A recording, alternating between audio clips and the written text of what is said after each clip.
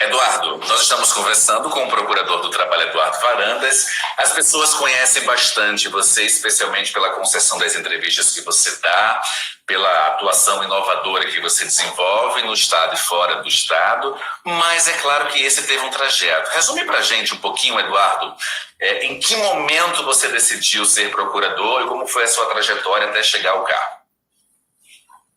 Na verdade, assim, eu caí no direito meio por acaso. Eu passei no vestibular aos 16 anos para arquitetura, não foi direito. Eu não tinha muita...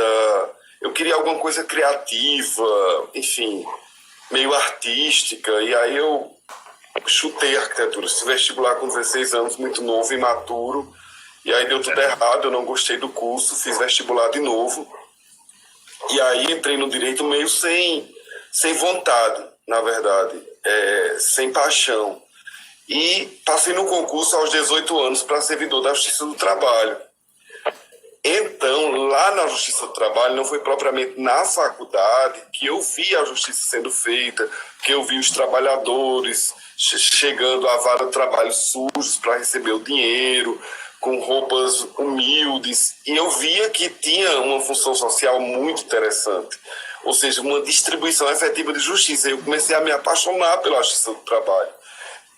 Quando eu vi um mecanismo dando certo, eu disse, poxa, então direito não é tão monótono, não é tão sem criatividade, não é tão sem emoção.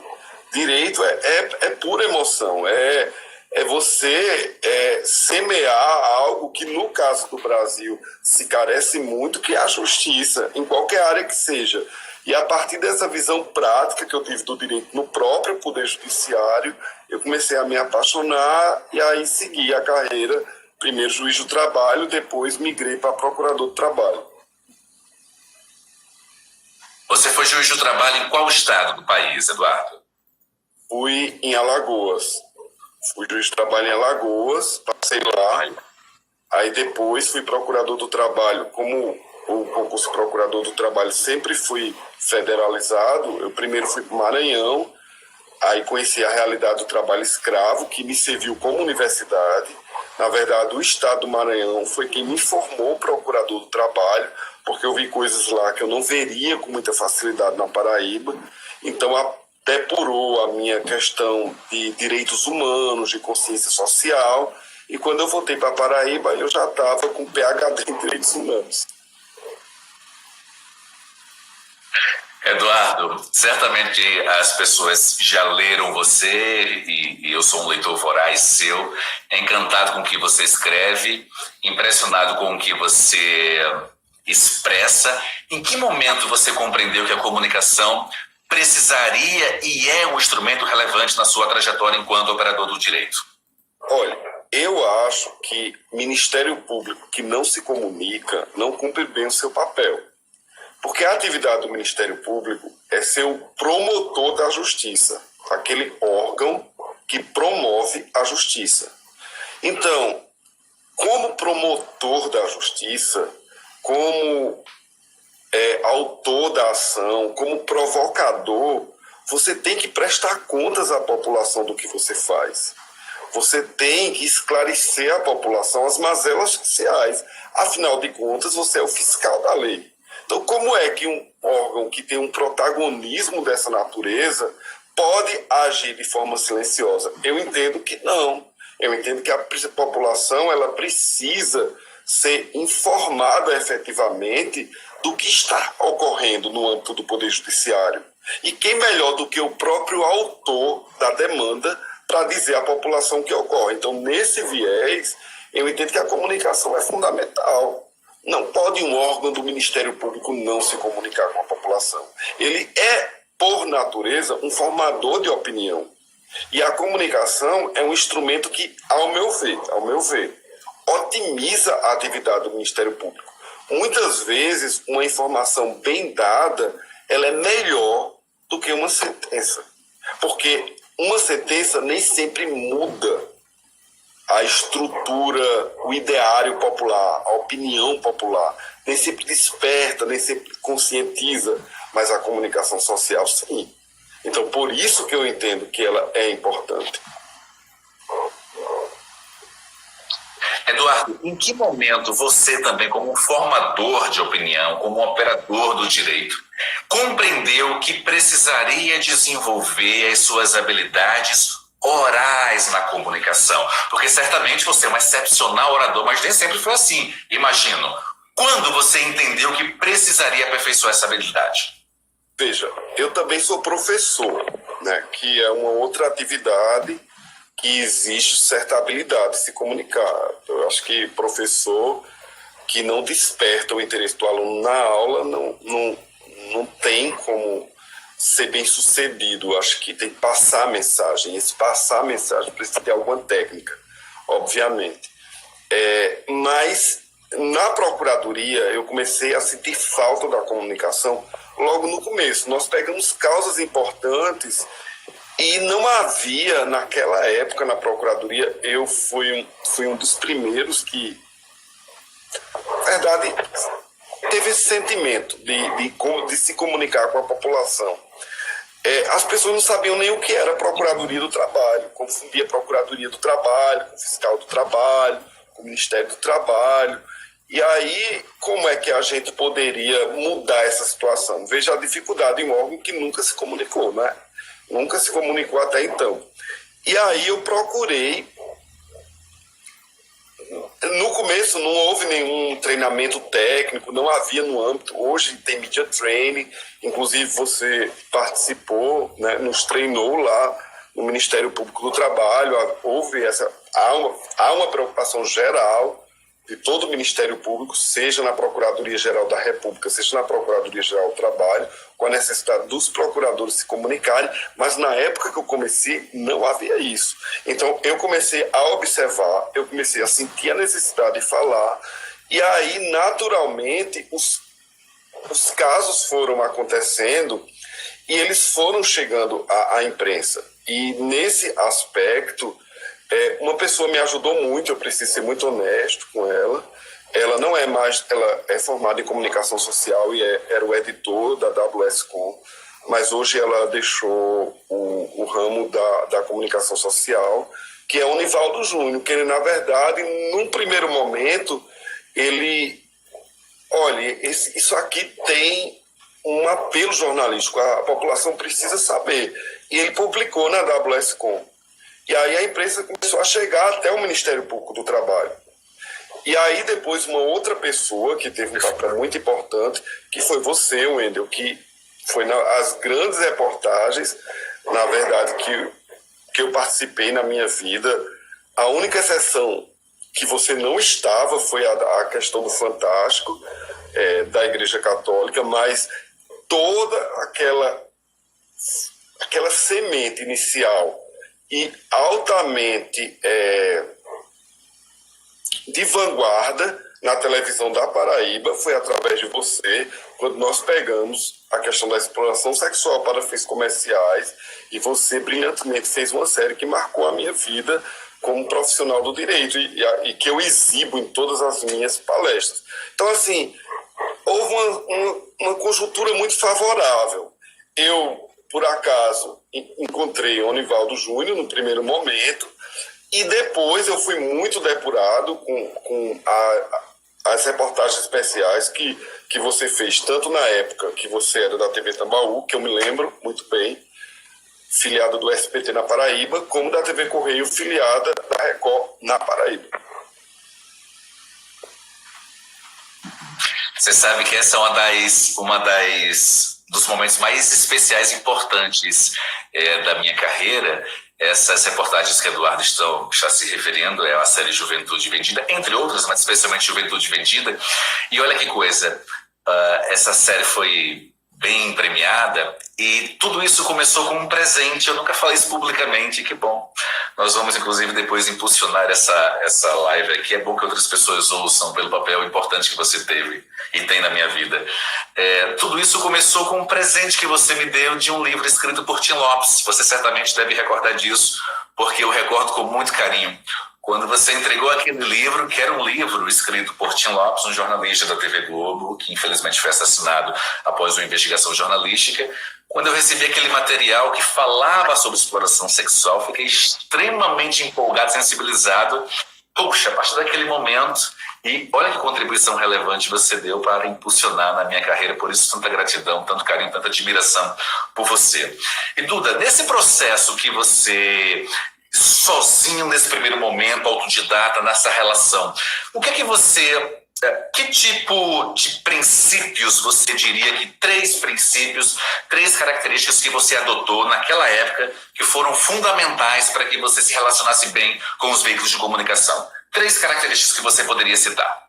Bom, primeiro é a autocrítica do entrevistado, da autoridade, né? Ela precisa saber se ela fala bem, se ela fala mal, se ela tem algum tipo de empatia com o público.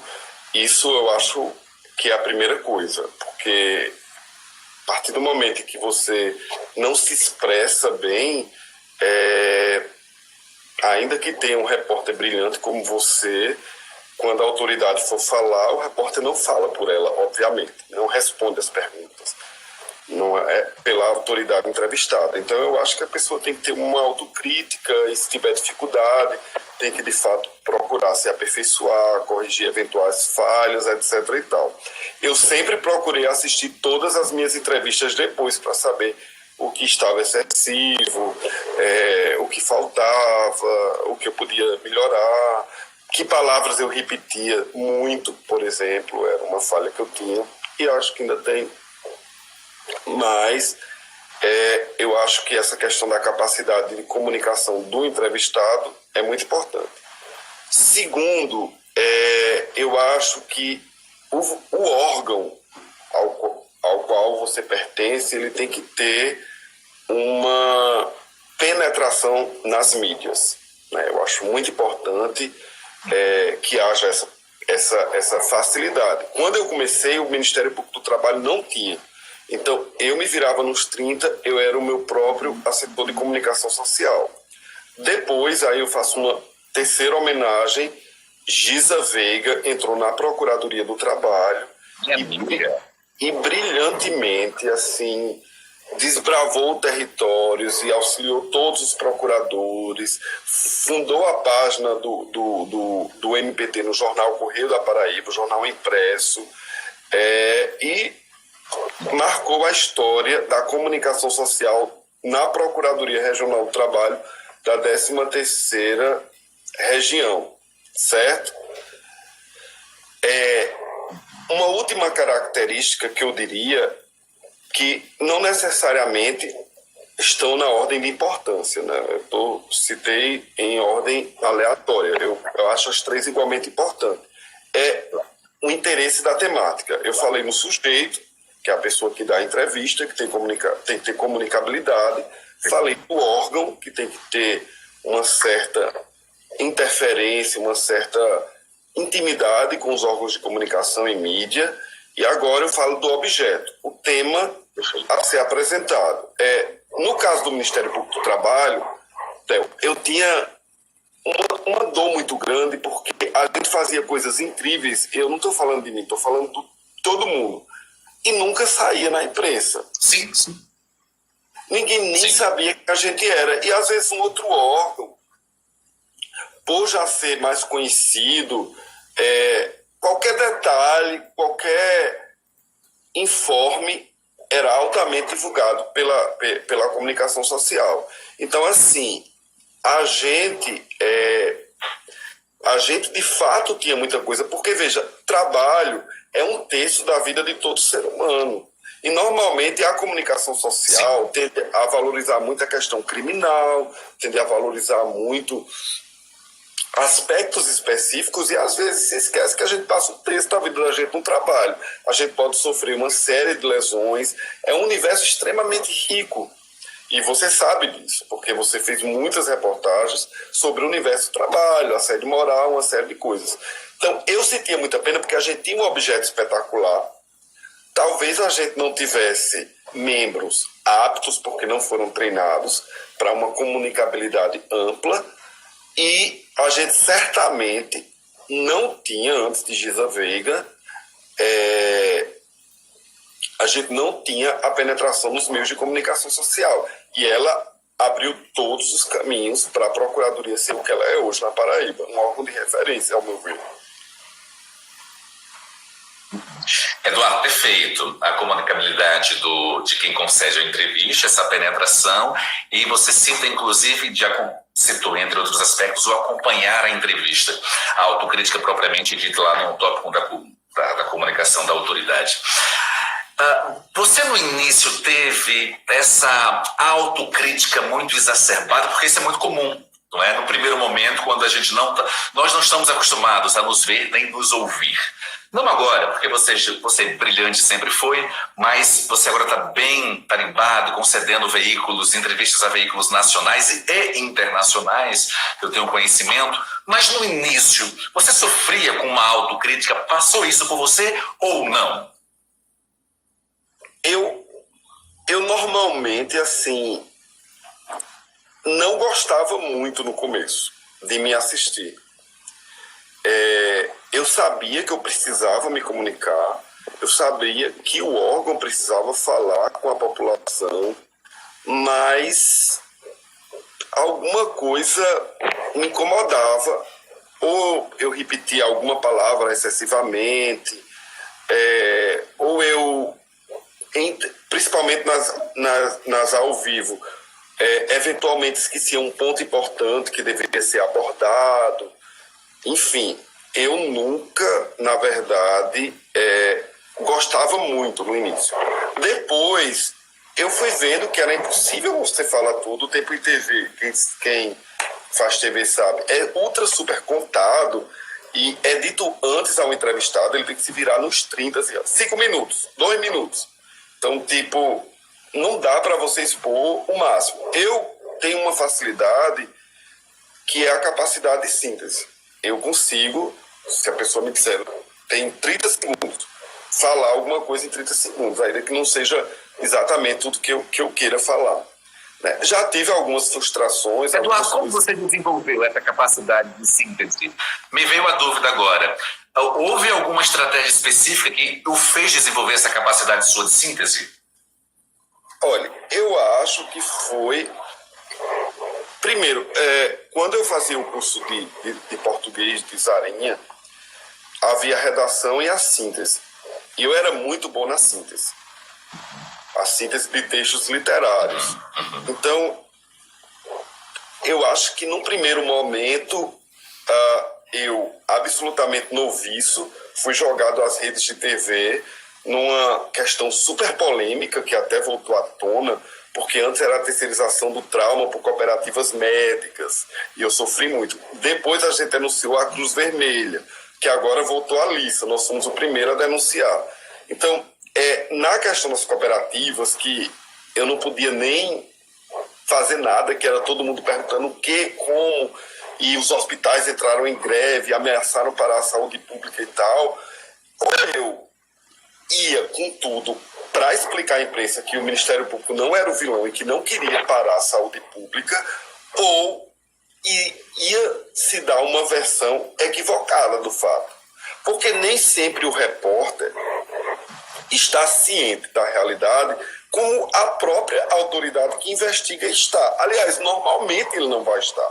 Ele vai ter uma boa noção, um bom repórter como você, sempre veio com perguntas inteligentes para mim, sempre veio bem fundamentado, mas quem vai responder as perguntas, naturalmente, é quem tem que saber mais do fato. E se o Ministério Público não se comunicasse naquele momento, a população inteira iria estar contra o Ministério Público. Então veja como é importante a comunicação. E aí eu não tinha nenhuma técnica, foi a necessidade. Eu, a câmera, o microfone e o repórter. E seja o que Deus quiser naquele momento. Hoje eu já estou mais tranquilo. Confesso que algumas entrevistas ainda hoje me geraram temores, né? Mas não é como naquela época, que eu não sabia as consequências, entendeu? E não havia uma técnica. Então acho que eu fui sendo depurado. Depois eu fiz um curso com você que me ajudou a depurar ainda mais, mas assim, no início eu acho que a minha capacidade de síntese veio de eu ter estudado tanto para o vestibular e ter feito tanta síntese de texto, e você acaba assimilando, ainda que seja na escrita e não verbalmente, mas você acaba assimilando aquela necessidade de você resumir quando necessário, entendeu? Eu acho que é isso. Eduardo, eu estava lembrando de uma homenagem que eu estava presente e acompanhei que você recebeu do Tribunal Regional do Trabalho.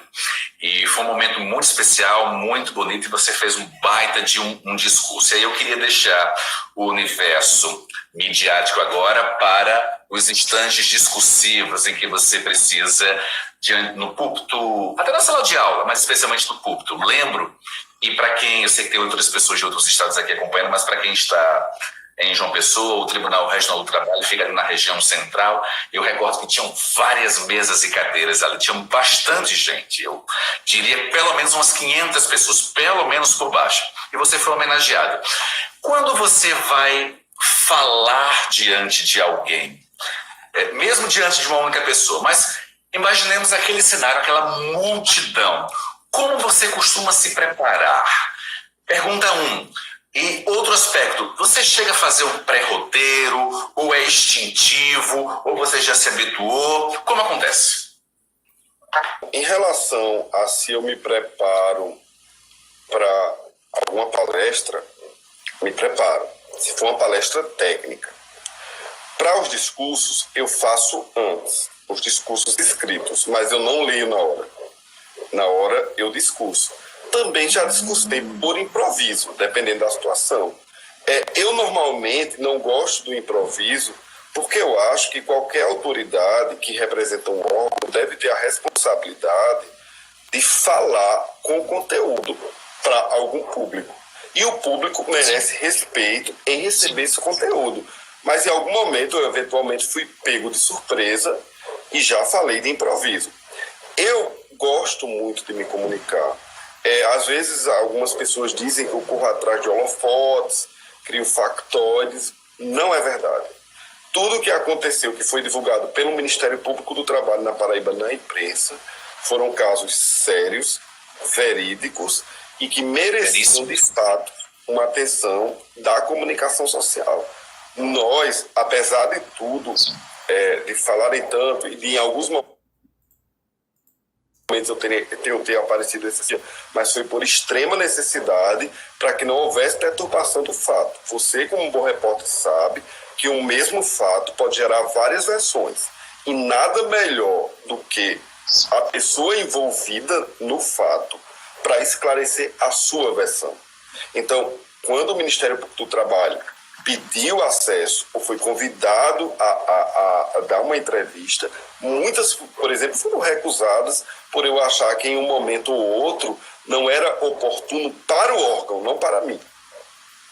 Para o órgão, ou não era importante para o órgão falar sobre aquele tema.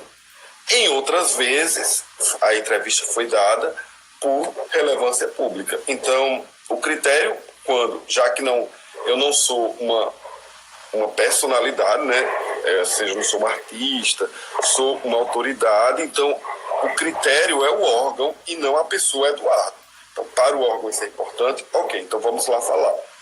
Não é importante neste momento para o órgão, ficaria com a próxima oportunidade. Agora, a gente sempre tratou a imprensa com extremo respeito, sempre procurou atender as solicitações com muito cuidado e com muita atenção. Então, eu acho que é muito importante que haja um respeito recíproco, tanto do profissional da imprensa para com a autoridade entrevistada, como o inverso. Então, de fato, eu consegui, com os profissionais da imprensa, desenvolver até laços de afetividade, como é o seu caso, né? Mas, no mínimo, uma ótima diplomacia. Sim. E aí eu devo dizer, e aí é um testemunho público, inclusive, Eduardo, não conheço um colega repórter, especialmente paraibano, que é onde você reside, atua e trabalha, que tenha qualquer tipo de ressalva em relação ao seu atendimento, à sua diplomacia que você bem citou. Isso é fato, né? Isso é fato. porque quando existem entrevistados com algumas características que não são tão sociáveis, a gente bem sabe disso, respeita naturalmente, mas ao contrário de você, sempre elogios. E com um detalhe, sem qualquer tipo de distinção de veículo, tá? Atendendo desde os veículos menores aos maiores. Exatamente por isso eu quero propor a primeira hashtag. A gente tem um hábito aqui com os nossos convidados, propor hashtags para eles, tá? Então, primeira hashtag, quero que a galera me ajude aqui, hashtag Eduardo Sensacional. Não é porque é meu amigo, porque é meu amigo querido, eu tenho uma paz e admiração, mas essa hashtag tem que subir, gente. Me ajudem.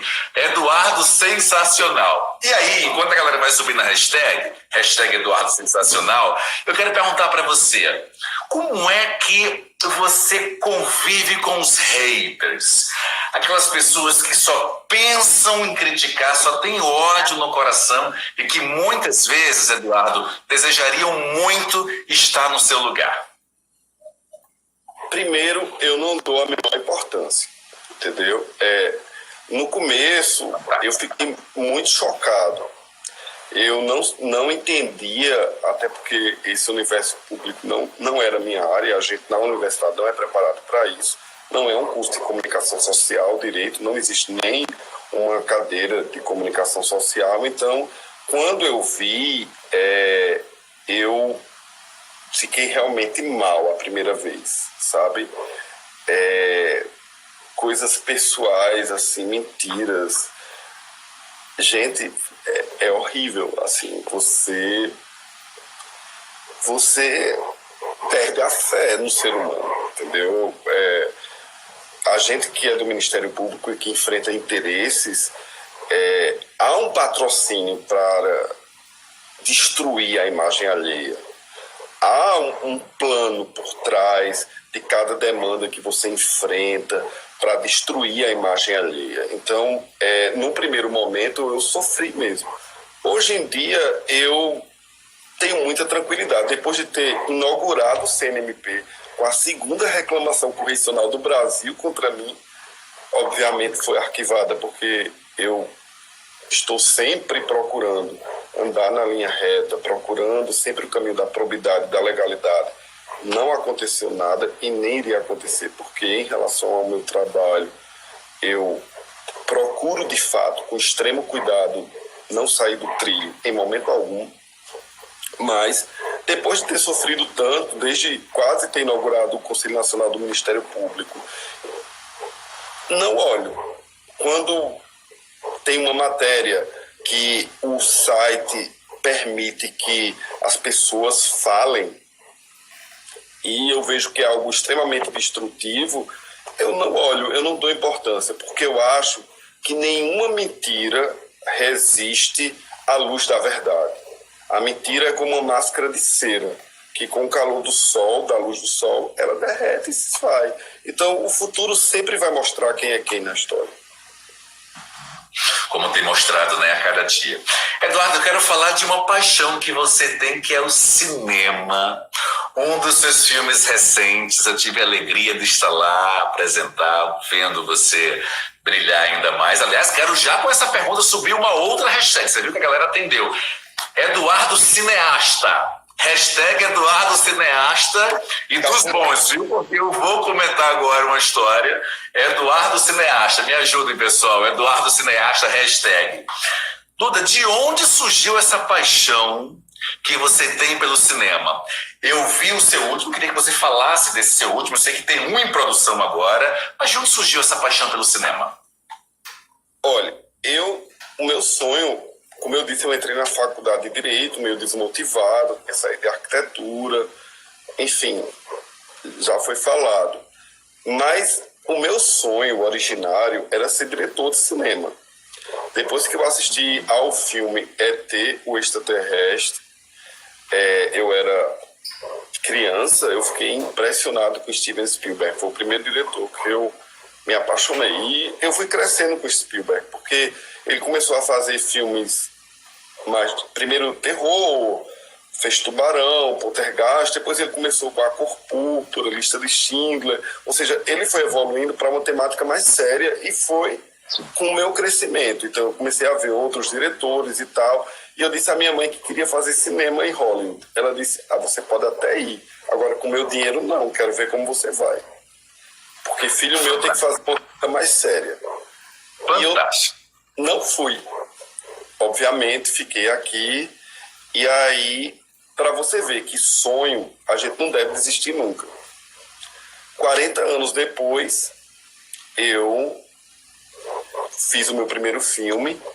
É verdade que eu não sou um Spielberg, mas o filme ganhou 6 prêmios e eu estou fazendo o meu segundo filme, que será concluído em fevereiro. Então, dá para você realizar sonhos. É possível. Eu tenho um ditado para mim, Del, que eu acho muito importante, principalmente nas horas difíceis. Deus criou o difícil para ensinar ao homem que nada é impossível. E aí, veja, uma coisa aparentemente impossível de um roteiro que estava escrito há 5, 6 anos e que nunca tinha saído da gaveta, uma determinada produtora me pediu para escrever num concurso, no Prêmio Valfredo Rodrigues, tirou o primeiro lugar e o filme foi feito. Então veja como o sonho é possível. Foi maravilhoso. É um belíssimo filme, Pois é, agora eu quero, inclusive, eu vou aqui já dizer que se você me convidar para o lançamento do próximo, eu vou de novo, viu? Vamos. Vai ser o maior prazer. Com essa voz única, meu amigo, o filme já está garantido. Eduardo, eu quero falar um pouquinho sobre uma outra paixão que você tem. Olha, nós já falamos aqui da sua carreira jurídica, da sua imensa capacidade e habilidade de se comunicar, da relação necessária entre o universo do direito e o universo da comunicação, até para prestar contas à população, especialmente você como autoridade. Já falamos do cinema. Agora eu quero falar um pouquinho de uma outra paixão que você tem, que é cozinhar. Você cozinha muito bem. É bem verdade que nós tivemos uma experiência num programa que o julgamento não foi justo. Eu vou explicar aqui um pouco, amigo, dessa experiência. Eu, repórter da TV Correio, e aí a gente, TV Correio, para quem está fora do estado, afiliada da Record aqui na Paraíba, estou agora aqui na Paraíba, nessa reta final passando férias, mas eu tinha que chamar um convidado. E aí na minha mente, caramba, Eduardo, que ele é um craque. Eu já cozinhei, eu já comi o que Eduardo cozinhou, é realmente maravilhoso. Chamei Duda. E nós fizemos, ele vai contar, nós fizemos um prato maravilhoso. E a gente concorreu, Eduardo, com um cachorro quente, o Eduardo, e colocaram os meninos lá para avaliar. Não tinha um paladar, Duda. Lembra dessa história? A galera vai gostar. A gente fez um salmão ao molho de manga, na verdade. Caramba, é chique demais, foi chique demais. E aí foi muito engraçado, porque a gente treinou antes, eu e o Wendel lá em casa. Tá incrível e maravilhoso, e a gente acabou realmente perdendo para o cachorro quente. Ainda teve uma live direto do estúdio, do Instagram. Completamente louco, eu perdido na história, mas onde tinha panela, onde tinha ingredientes, gente, olha ali foi sofrido, viu? Foi sofrido. Salmão perdeu pro cachorro. Foi sofrido. Mas eu tenho dito e repetido, sabe o quê? Que os jurados não estavam preparados para o sabor do nosso prato, Eduardo. Tava não mesmo. Mas nós fomos bons perdedores, saímos felizes e serelepes. Foi bom. É verdade. Eduardo, nós estamos na reta final, faltam poucos minutinhos. Uma pergunta aqui interessante. Pois não. Eu estou vendo a reforma trabalhista e na atual conjuntura política. É terrível, né? Uma reforma trabalhista deve ser feita com diálogo com o sindicato dos empregadores e dos empregados. Uma reforma trabalhista não deve ser feita para interesse apenas do poder econômico, porque o trabalho é dignidade, não é um produto meramente, é uma parcela da vida humana. Então, quando a gente fala de reforma trabalhista séria, a gente coloca numa mesa todos os interessados, os protagonistas da relação de trabalho, para discutir, diante da nova realidade econômica, a possibilidade de modernização das leis trabalhistas. O que eu estou vendo, isso tem acontecido no mundo inteiro, mas o que eu estou vendo no Brasil é um interesse unilateral do poder econômico, tendo apoiado pelo governo e promovendo a evidente eliminação de direitos. Então, como procurador do trabalho, não posso apoiar uma coisa dessa. O Ministério do Trabalho e Emprego, um dos órgãos mais importantes do Poder Executivo, foi extinto pelo atual governo.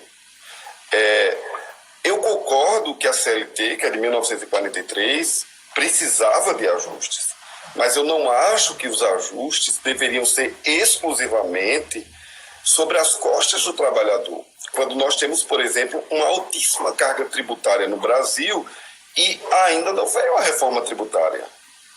Como nós temos inúmeros problemas sindicais no Brasil e ainda não veio a reforma sindical. Então, você pegar o hipossuficiente, o vulnerável, que é o trabalhador, para pagar a conta de um país que já é injusto e desigual por natureza, porque qual é o empregador que já não sonegou FGTS? Qual o empregador que não contratou empregado sem carteira anotada ou não retratando na carteira de trabalho a realidade, o real salário, para diminuir a incidência previdenciária, por exemplo? Então, veja, num país injusto desse, você fazer com que o trabalhador, num país onde ainda existe trabalho escravo, ainda onde crianças e adolescentes são explorados no trabalho, você fazer com que este ser humano, que é o mais vulnerável, pague a conta de toda uma estrutura que está deficiente, é desumano, é cruel, é perverso.